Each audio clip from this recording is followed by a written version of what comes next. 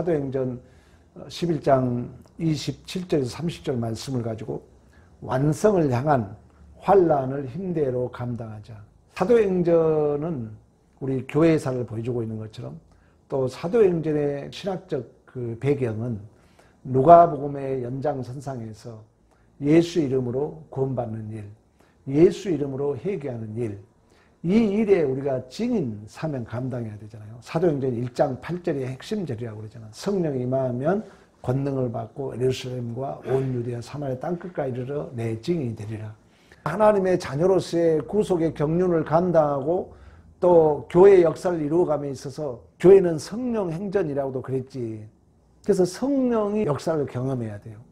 오늘 또 신비하게 내 계획은 교회를 못 갈 위치에 있음에도 불구하고 하나님이 인도함을 받는다거나 또 어떤 일을 함에 있어서 내 의도 이상으로 하나님이 영광과 찬송을 받으신다거나. 왜? 사도행전은 교회 연장선상에 있기 때문에, 교회는 사도행전의 연장선상에 있기 때문에 이 성령의 역사를 경험해야 되거든요. 베드로도 그래요.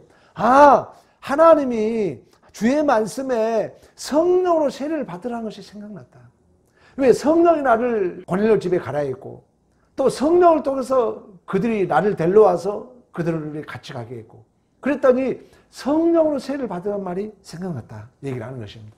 그리고 이제 19절 21절은 우리 지난주에 했던 내용들입니다만은 이제 스데반이 돌에 맞아 죽잖아요. 그러니까 교회는 환난이 복이에요. 스데반이 돌에 맞아 죽으면서 많은 성도들이 흩어지거든요. 사도행전 1장 8절 말씀처럼 성령이 임하면 권능을 받고 예루살렘과 온 유대와 사마리아 땅끝까지 이르러 내 증인이 되라고 했거든요. 근데 우리가 스스로 이렇게 흩어져 가면 좋은데 핍박을 통해서 흩어졌는데 하나님은 그 흩어짐을 통하여 이제 안디옥이라는 또 다른 이방 지역에 교회가 세워진 줄로 믿습니다. 그리고 나서 26절에 우리가 지난주에 공부했던 것처럼 이제 이 교회가 이방인 교회 또 중심지 안디옥 교회가 세워지고 그때부터 그 무리가 죽게 되었을 뿐만 아니라 그리스도인이라 일컬음을 받았다 그래요. 크리스찬이라 그러죠. 크리스찬. 이것은 예수의 영으로 기름을 부었다는 거예요. 기름 부음을 받았다는 거예요. 예수와 신비적 연합을 이뤘다는 거예요. 그러니까 우리가 제사장, 선지자, 왕으로서의 그 예수와 기름 부음을 받은 자로서 한 몸이 된 것을 크리스찬 또는 그리스도인이라는 줄로 믿습니다.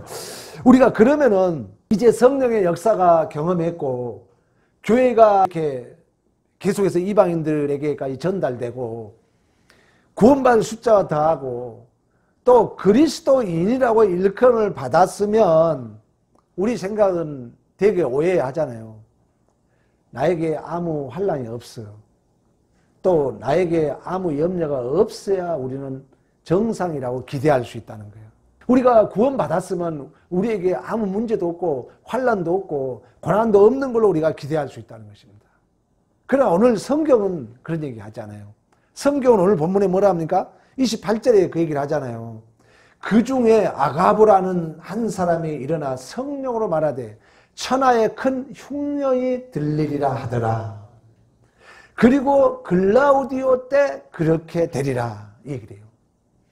그러니까 이 글라디오 황제는 로마의 4대 황제거든요. 5대 황제가 누군지 아세요? 네로입니다. 그 아주 성격도 개팍하고 자기가 왕궁을 지으려고 그 로마 어느 지역에 불을 냈다가 이 온 로마 백성들이 반기를 들고 난리를 친 판에 결국 이제 그 불낸 사람들을 기독교인들에게 책임을 떠넘깁니다. 기독교인들이 불냈다. 그래가지고 더 기독교인들을 핍박했던 그 바로 네로의 아버지가 바로 글라우디예요. 근데 이 왕 때, 이 황제의 재임 기간에 그 엄청난 4번이라는 큰 흉년이 있었다고 그래요. 지금이야 우리가 잘 먹고 잘 살지만 뭐 보릿고개 얘기하잖아요. 저 때만 해도 뭐 굶지는 않았어요. 근데 우리 누님들은 보리가 익기 전에 그 보리를 이렇게 꺾어다가 죽을 쏴 드셨다 하더라고. 먹을 게 없어가지고. 그리고 밀가루로 또 옥수수 가루 이렇게 배급도 주고 그랬다는 얘기를 들었어요. 그러니까 그러면 지금 이 클라우드 황제의 시대는 AD 약 41년, 54년이에요. 엄청난 힘든 기간이죠. 그러니까 벌써 지금부터 약 2000년 전, 예수님이 출생하고 얼마 되지 않아서 그런 시대이기 때문에 엄청난 흉년이 보통 힘들지 않았음을 우리에게 말씀해주고 있습니다. 성경이 왜 이런 고난을 얘기하고 있는가? 왜 환난을 얘기하고 있는가? 아니, 우리가 예수 잘 믿고 교회가 부흥되고 그러면은 아무 문제가 없어야 되잖아요. 근데 성경의 의도는 우리가 예수 잘 믿고 진실한 마음을 가지고 산다 해서 맨날 복음이 흥황되고 하나님 나라가 확장된다 해서 여러분 세상 변합니까? 세상이 더 악해지잖아요. 그리고 우리의 삶에 환난과 고난이 없습니까? 인생이 그렇다는 거예요. 하나님의 우리에게 목적하심은 그 불로 그 연단한 우리를 정금으로 만들기를 원하신 줄로 믿습니다. 그러니까 우리 안에 환난은 정상이라는 것입니다. 고난이 있어요. 이게 정상이라고 사도행전은 우리에게 말씀하고 싶은 거예요. 왜 그러냐면 서머나 교회를 위해서 우리 지난주 설교 들었잖아요. 서머나 교회는 폴리캅이 순교당한 그 지역입니다. 폴리캅은 사도 요한의 제자였어요. 폴리캅 때에 그 유대 총독이 폴리캅하고 어린 시절 같이 성장했다고 그러잖아요. 한 번만 예수를 부인해 주라. 그러면 너 살려줄게. 그랬는데 결국 순교 당했던 제자가 폴리캅입니다. 그런데 그 서머나 교회를 향해서 사도 요한이 그런 얘기를 해요. 너희가 장차 받을 고난을 두려워하지 마라. 그러니까 우리가 예수를 믿고 당하는 환난, 고난은 두려워하지 말라는. 그러면서 뭘 하냐면은 마귀가 너희 가운데 몇 사람을 시험하리라. 이 말은 제한되어 있다는 거예요. 몇 사람을 시험한다는 것은 제한되어 있다는 거예요. 그러면서 또 뭘 하냐면은 열흘 동안만 환난을 받으리라 그래요. 10일 동안만. 그러니까 우리가 하나님을 믿는 자들이 당하는 환난, 고난은 정해져 있다는 거예요. 영원한 터널 없다는 거예요. 그런 의미에서 서머나 교회를 향해서 너희가 장차 받을 고난을 두려워하지 마라. 그러면서 뭐라면 죽도록 충성해라. 네가 생명의 면류관을 내게 주리라. 그러니까 우리는 이미 생명의 면류관을 받을 자들로서 정해진 자들로서 그 고난이 정해져 있기 때문에 환난의 기간은 정해져 있기 때문에 두려워하지 말라는 거예요. 그리고 충성을 해야 돼요. 사실 우리 인간은 살아보면 그러잖아요. 말을 알아듣지도 잘 못하고 우리가 하나님 말씀을 다 알아듣는 게 아니잖아요. 또 알아들어도 행할 만큼 우리의 실력이 없습니다. 여러분들이 말씀을 다 깨닫고 다 그걸 행한다면은 아마 우리는 다 천사가 됐을 거예요. 그만 우리 실력이 없어요. 또 그럴 만한 실력이 없는 우리는 본성적으로 죄인으로 태어난 거예요. 물론 구원받았지만 아직은 우리는 연약한 가운데 있기 때문에. 그래서 하나님은 우리가 너무나도 좋은 말을 듣고도 실천할 만한 그런 본성적인 죄인이기 때문에 지지난주 여러분 설교 기억납니까? 어쩔 수 없는 죄인은 나쁜 사람이 아니라 불쌍한 사람이라고 그랬잖아요. 그래서 하나님은 우리를 절대 나쁜 사람으로 보는 것이 아니라 불쌍한 사람, 은혜가 필요한 국률한 마음으로 우리를 보신 줄로 믿습니다. 이 사랑, 그리고 또 한 가지는 징계입니다. 고난. 환난을 통해서 하나님은 우리가 너무 실력이 없어. 그러니까 하나님은 사랑을 해. 근데 사랑만 하면 안 되기 때문에 하나님은 우리에게 때로는 환난을 주고 때로는 고난을 주시고 때로는 징계를 주신 줄로 믿습니다. 히브리서에 보면 그런 얘기 하잖아요. 사랑하는 아들아, 징계하심을 경히 여기지 말아라. 꾸준함을 들을 때 낙심하지 말아라. 사랑하는 자에게는 징계하시고 그가 받아들이시는 아들마다 채찍질 하십니다. 그러니까 하나님 우리를 사랑하기 때문에 때로는 우리에게 환난도 주고 때로는 고난도 주고. 히브리서는 징계라고 표현합니다. 이 징계를 원어적 해석을 해보면 자식 만들기라는 뜻을 가지고 있어요. 하나님이 오늘 이 안디옥 교회가 세워지고 성령이 충만한 자가 그런 얘기를 하잖아요. 온 천하에 흉년이 들 것이다. 온 천하에. 그러니까 우리 기대는 환난도 없고 어려움도 없어야 되는데 성경이 이렇게 선언하고 있는 것은 당연하다는 거죠. 우리의 인생의 여정 속에 매일 우는 날만 있고 평안한 날만 있는 것이에요. 날씨도 비와 바람과 눈이 있는 것처럼 굳은 날이 있고 좋은 날이 있는 것처럼 우리의 인생에도 여전히 하나님은 우리를 더욱더 복되기 위하여 환난도 있고 고난도 있는 줄로 믿습니다. 그래서 사도행전은 이처럼 세상 사는 동안 신자는 여러 가지 인생의 여정 속에 있다는 거예요. 이걸 이제 아는 자로서 우리의 자유입니다. 그러나 그 삶의 현장은 우리를 거룩한 자로, 우리를 예수 닮은 자로, 우리를 정급으로 만들기 위함인 줄로 믿습니다. 환란이 손해 아니잖아요. 옛날 오거스틴은 그랬다니까. 펠렉스 쿨파라고. 왜 그러냐면 우리 믿는 자들은 성령이 어떤 환란이 있어도 성령이 우리 안에 있는 자들은 하나님을 바라보도록 하기 때문에. 그래서 사도행전은 두 가지 흐름이 있어요. 첫 번째 흐름은 뭐냐면 성령 강림 후에 충만함도 받고 기쁨도 있고 또 방언도 하고 안진병이도 일어나고 아나니아 삽비라가 죽기도 하고 사마리아인들이 회심하고 또 구원받은 숫자가 날마다 더해가는 이런 긍정적인 의미도 있어요. 사도행전은. 근데 또 다른 한 가지는 뭐냐면은 복음이 전파되기는 전파되는데 얼마나 유대인들에게 박해와 핍박을 받았는가. 바울은 수없는 헐벗음과 굶주림과 배고픔과 매맞음과 옥에 갇힘을 당하거든요. 그러니까 이 두 가지를 사도행전에 말씀해주고 있다는 것은 우리의 인생도 똑같이 기쁜 일도 있고 좋은 일도 있고 흥한 일도 있지만 우리 역시 하나님의 자녀로 살아감에 있어서 이 사도행전이 두 가지를 설명해주고 있는 것처럼 때로는 환난도 있고 때로는 뜻대로 되지 않는 일도 있고 왜 사도행전에 스데반 집사가 돌에 맞아 죽는 그런 모습을 기록하고 있겠는가. 그리고 바울이 가면 갈수록 교회는 흥왕에 가는 것 같지만 바울의 개인적 삶은 어떻게 보면 더 힘들어지잖아요.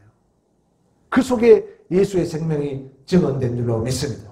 결국 신자라는 것은 이 땅의 부귀영화가 목적이 아니기 때문에 영적으로 하나님의 거룩한 자녀로서 하나님은 우리를 만들고자 하는 계획이 있기 때문에 사도행전의 두 가지를 얘기하고 있는 것처럼 우리의 인생에도 환난이 있고 고난이 있고 이런 환난을 통해서 우리가 더욱더 깊어지는 그런 칼빈은 그런 얘기했어요. 화해할 수 없는 영적 전쟁 가운데 있는 줄로 믿습니다. 그러니까 교회가 당하는 환난과 고난이라는 것은 하나님께서 거룩한 목적을 주셨다는 거예요. 목적을 가지고. 하나님이 우리에게 어떤 환난도 거룩한 목적이 있다는 거예요. 서머나 교회를 얘기했던 것처럼 서머나 교회 너희들이 장차받을 고난에서 두려워하지 말라. 사탄이 몇 사람만 시험할 것이다. 너희들이 열흘 동안만 환난을 당할 것이다. 죽도록 충성해라. 반드시 너희들은 생명의 멸류관을 주려고 말씀했던 것처럼 하나님은 우리에게 어떤 일들이 있을 때 거룩한 목적을 가지고 우리에게 그 현장을 주신 줄로 믿습니다. 그러면 우리는 그걸 피하면 안 된다는 거예요. 욥기에서 우리 공부했잖아요. 욥기의 결론이 욥이 맞이하는 삶의 정황이 뭐예요? 일락이 들소, 암연소, 매, 사슴, 말, 그리고 베아못, 니오야단. 그러니까 욥이 당하는 그 삶의 정황은 다 야생 동물로 표현하고 있거든요. 야생 동물은 내 마음대로 안 되잖아요. 특히 베아못, 니오야단. 니오야단은 악어예요. 베아못은 하마예요. 악어, 하마를 내 마음대로 못 움직이잖아요. 우리의 삶의 정황이 그렇다는 거예요. 이제 그 속에서 그가 나의 가는 길을 아시나니 그가 나를 단련한 후에 내가 정금같이 나오게 된 줄로 믿습니다. 그렇기 때문에 우리는 그 현실이 그렇다는 거예요. 그러면서 성경은 뭐라냐면 피하지 말아라. 도망치지 말아라. 그러니까 여러분 그 자리에 있잖아요. 여러분이 직장생활이든 여러분의 존재의 인생이 그런 환난과 고난이 있었지만 끝까지 그 자리를 지켰기에 여러분들은 인생의 달인으로 여러분의 맞는 위치에 에베네셀 여기까지 있는 줄로 믿습니다. 그래서 28절에 천하의 큰 환난 흉년이 들었다. 29절에 제자들이 각각 그 힘대로 유대에 사는 형제들에게 부조를 보내기로 작정하고 이를 실행하여 바나바와 사울의 손으로 장로들에게 보내니라. 지금 러시아가 우크라이나와 전쟁 속에 30만 명을 동원령을 내리니까 도망가잖아요. 근데 우리의 신앙도 마찬가지예요. 도망갈 수 없다는 거예요. 지금 온 천하에 흉년이 들었다 그러거든요. 그러면 다 힘든 거예요. 그러면 사실 외면할 수 있거든요.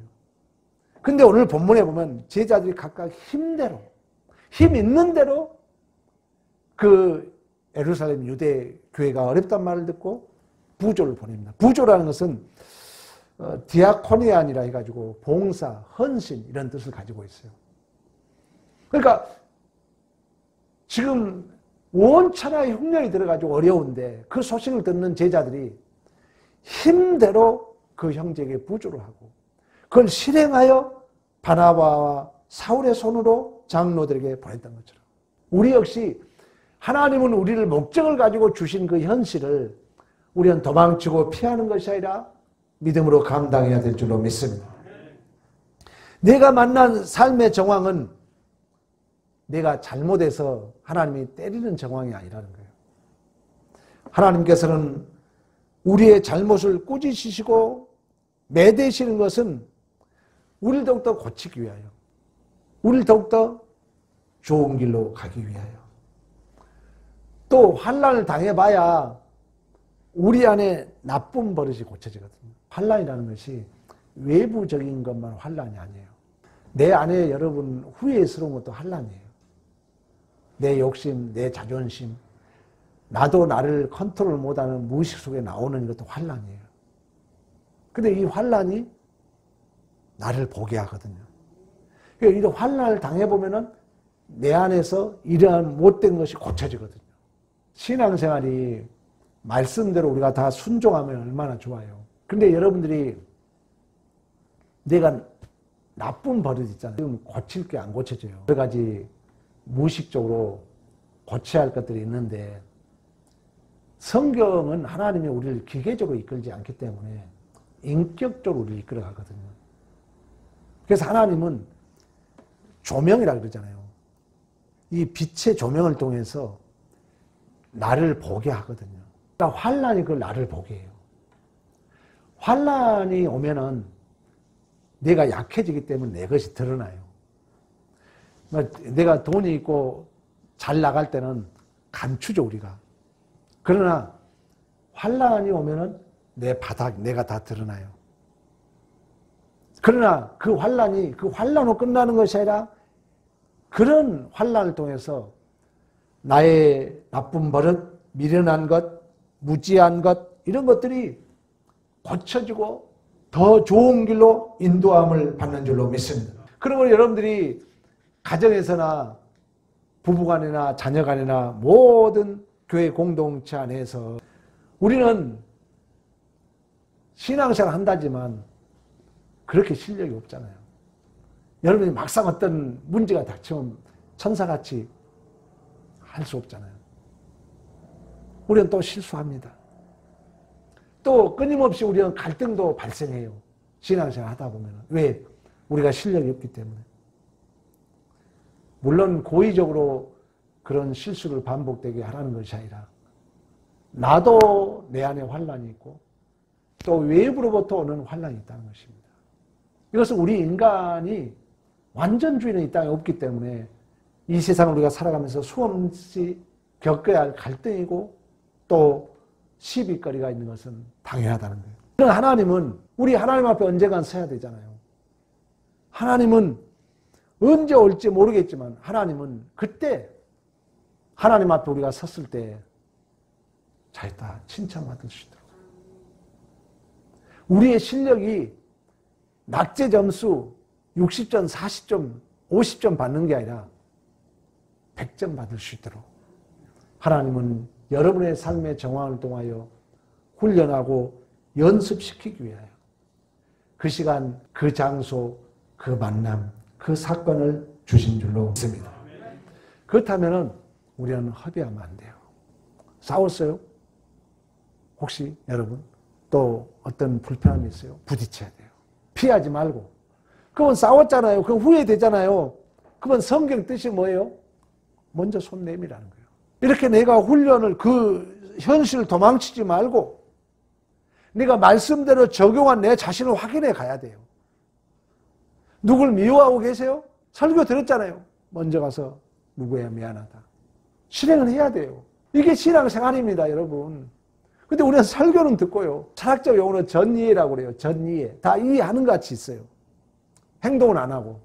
그러니까 우리의 그 습관이 그게 안 되니까 실천이 잘 안 되는데 우리가 오늘 사도행전을 통해서 이 제자들이 천하의 흉년이 들었단 말을 듣고 힘이 있는 대로 부조를 해서 함께 그 환난을 감당했던 것처럼 우리의 삶의 정황 속에서도 그 어떤 환난, 고난을 우리는 도망치고 피할 것이 아니라 믿음으로 용기 있게 담대히 우리는 감당해야 될 줄로 믿습니다. 하나님은 우리에게 복지기를 원하십니다. 그래서 그 만남을 주셨어요. 또 그 환경을 주셨어요. 그 환경 속에서 그 만남 속에서 우리를 흠없는 하나님의 거룩한 자녀로 복되게 인도하기 위하여 하나님은 지금 훈련의 코스를 지금 정하고 우리를 인도하고 있는 것입니다. 우리에게 필요한 것은 믿음입니다. 오늘 사도행전에서 말씀하고 있는 것처럼 교회가 부흥되고 그리스도인이라고 부름을 받았는데 우리 기대에는 그럼 아무 문제 없어야죠, 목사님. 만사가 형통해야죠. 그런데 사도행전은 처음부터 끝까지 이 이중구조를 가지고 있다는 거예요. 교회도 부흥되고 또 죽은 자도 살아난 기적도 있지만 계속되는 그 환난. 왜? 이 두 가지가 우리를 점검으로 만들기 위하여 교회는 이 땅에 세워졌고 우리는 교회의 그 일원으로서 예수의 한몸된 자로서의 그 정황, 그 사건이 나를 정금으로 만들어간다는 이 믿음 안에 여러분들이 그 하루하루를 충성과 인내심을 가지고 성실히 감당해내는 믿음의 승리가 있기를 간절히 축원합니다.